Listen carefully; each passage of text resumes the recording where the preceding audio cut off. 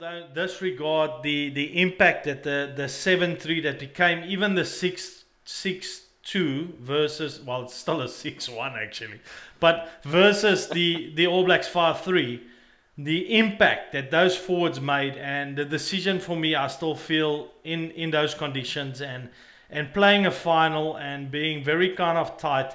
I just felt that, you know, a Kwagga Smith and a Dion Fourie and those type of guys on the field, they do make a huge impact coming from that bench. John Klein, RG Snyman, the weight that you bring, people have got to put some respect on the Springboks coaching staff and a Rassie and a Jacques and the decisions that they've made in this World Cup. I mean, you got to look back and you got to say, when you step back a little bit and you take all the emotion out, these boys were clever, because they were gambling. Like, people like, don't say they're gambling, they weren't. There's some gamble in this. There's no ways that it's not a gamble to a sense, because you know you can lose guys, but they do build contingency with a Colby, and they say Willemse can be in 10. But if a Willemse played 10 right through this game, I don't know if we'll get the same result. But the fact is, it's the risk versus reward, and I gotta say that at the end of the day, the risk to lose those two players or them getting injured, I'm talking about a Faf or a Pollard. We know it also had a big impact with Mbonambi. But it was a really, really good call going for that more forward type pack. And it made a difference in this game, especially for me. Especially with the All Blacks having only 14 guys on the field.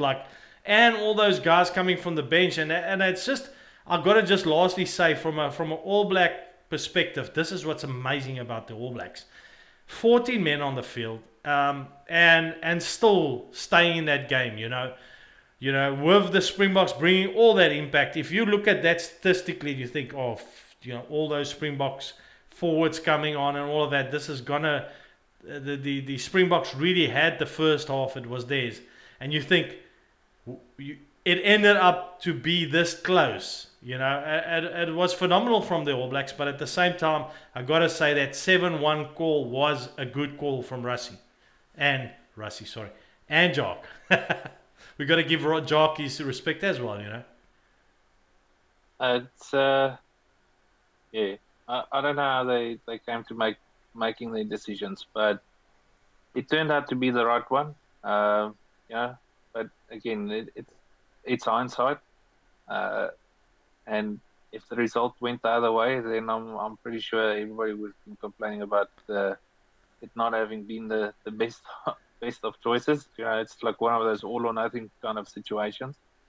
And you know, I think that's also one of probably the biggest strengths of the current box squad, is just that depth and adaptability that's been ingrained into the team, where they're comfortable in, you know, mixing and matching, taking players out of positions, moving them around in other positions, and you've seen that throughout the entire tournament. You know, like how the forwards is moved around within the pack, backline players, how they are moved around.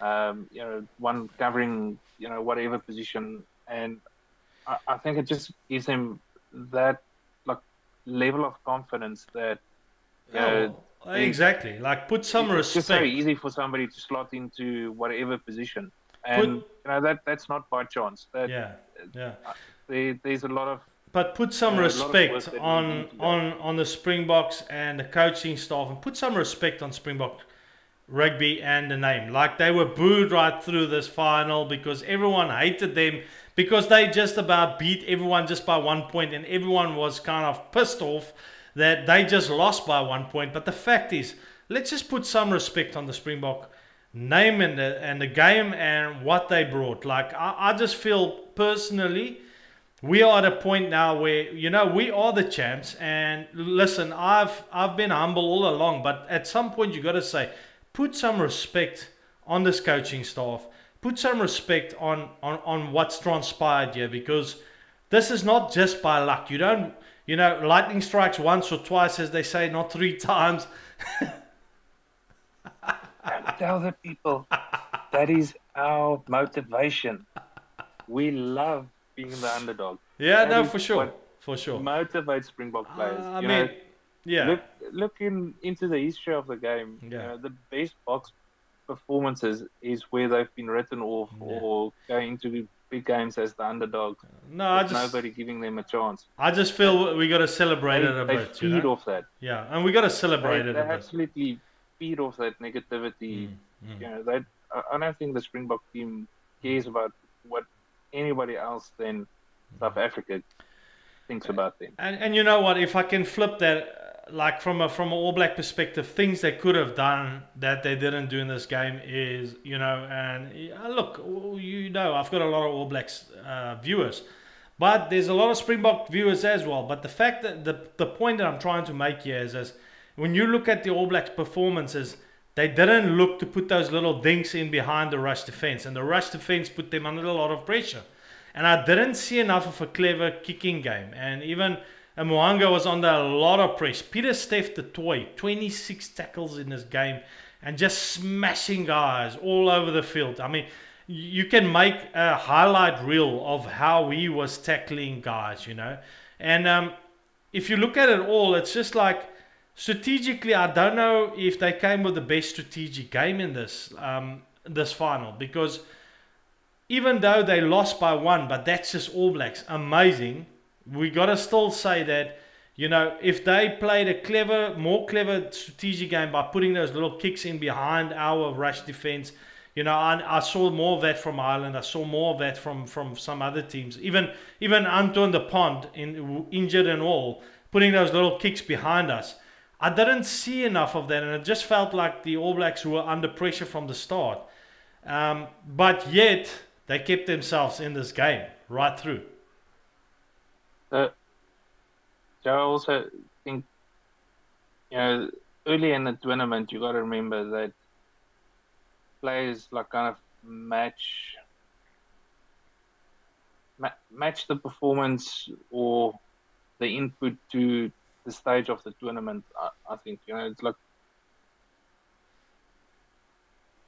I think the pressure that was applied on the All Blacks this past weekend is more than the pressure that's been applied to any of the other teams that we've played throughout the tournament. So, you know, them being under pressure, not being able to connect those passes on the outside, you know, putting the guy on the outside under pressure and knocking on the balls, or not finding the player on the outside, or, you know, not having the ability to get that last pass away, or not having the time to put a little think over the top.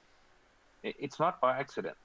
You know, like if you have a look at like Peter Steve's effort that he put in this past week, man, he was still making tackles like you're tackling a tackle bag on, you know, some of the biggest impact runners in backlines, and, you know, like 28 tackles.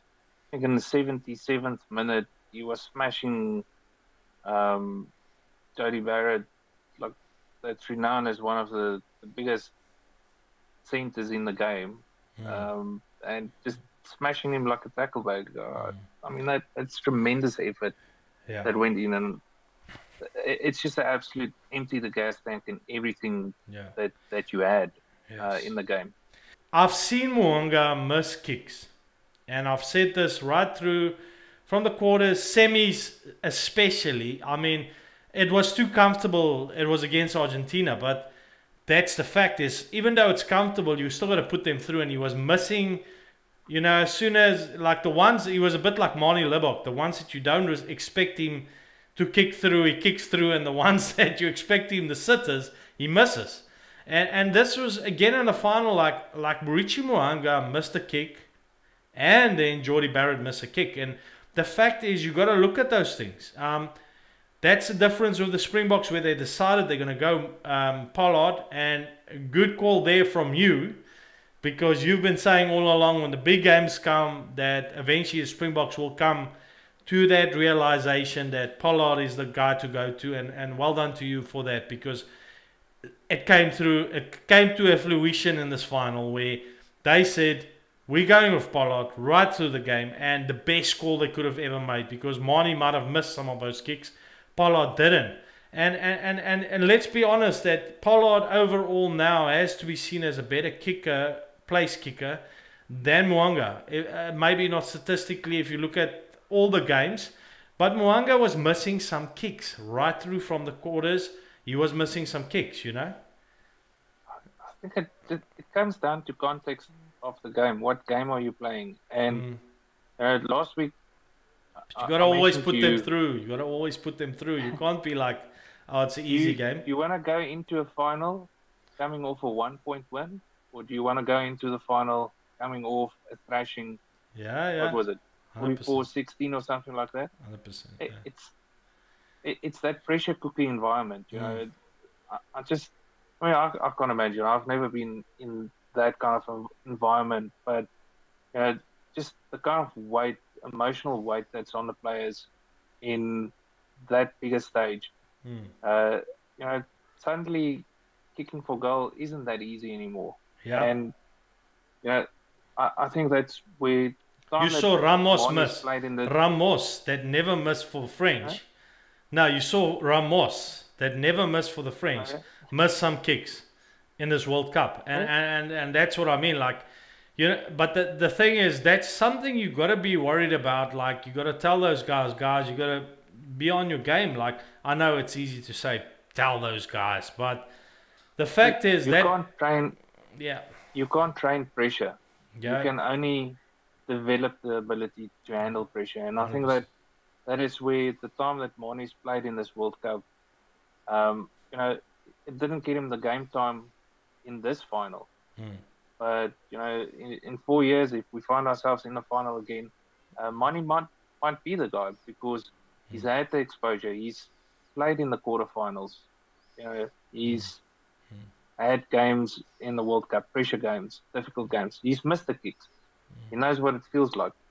And there'll be lessons to learn from there. And, you know, that again is that depth building strategy that the Boks have at the moment where, you know, they spread the load across the entire team and they were rotating players and giving everybody exposure to that pressure environment. And, you know, that's probably why the Boks isn't always that good a team between World Cups is, you know, that giving players exposure, doing things in games that doesn't matter as much as the World Cup, and in developing players playing under that pressure. And that pays dividend when it comes to the big games. And players, it's not a new experience to them. They've experienced. But a good call for them calling Pollard back and acknowledging what is good for Springbok rugby, because they could have just stuck to their guns with Moni and at some point saying Pollard's the guy, because you know, you just know, for me, Moni would have been that in a final. Like